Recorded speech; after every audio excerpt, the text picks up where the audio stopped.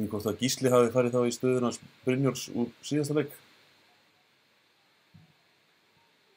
Guðjón Pétur Blikarinn búinn að vera með boltann meira og minna síðan leikurinn byrjaði. Höskuldur hérna, Gíra Árásson Birkir var sendur inn í teiginn. Gísli og þetta mark!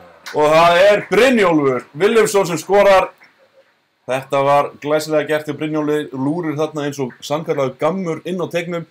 Höskuldur sendi boltan fyrir á Gísla. Gísli sendi hann, sendi hann ekkert, hann skaut á markið en Arnar varði.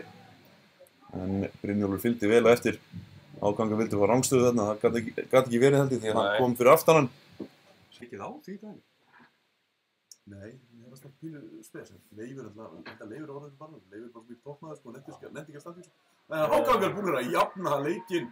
Þetta var óvænt kom upp úr nánast engu þarna. Ég sá ekki hver var sem skoraði. Engin varnarleikur, bara boltanum rennt fyrir markið og þar eru bara Ágangar aleinir og... Langar í það? Nei. Ég hef aldrei séð mannur svona jafn lengi með eina langlöku sko. Hún getur ekki verið það góð. Það var Davíð Ingvarsson. Tjekkar inn, kemur hann þessu fyrir núna, langar að fara aftur á vinstri. Já, gerir það, nær hann þessu inn fyrir. Já, og Guðjón Pétur hlýtur að skora, já. Þetta var, klífalega gert hann þegar Arnar í markinu, þetta var laust. En Guðjón setur hann setur hann, hárnákvæmt. Hefði kannski að gera betur hann að Arnar í markinu. Vel gert. Já. Flott sóknuna, vel gert hjá Davíð líka. Varaliðið Hauka, mætti bara á æfingu á HK.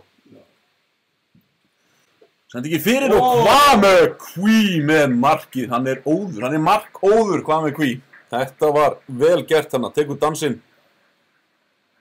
Hann búinn að koma heldur betur vel inn í bæði þennan leik og ómöndu Val og bara að gera tilkall hreinlega bara í byrjunliðu sæti. Ef hann skora mark í hverjum leik þá lítur hann að eiga erindi í byrjunliðið. Já, ekki spurning.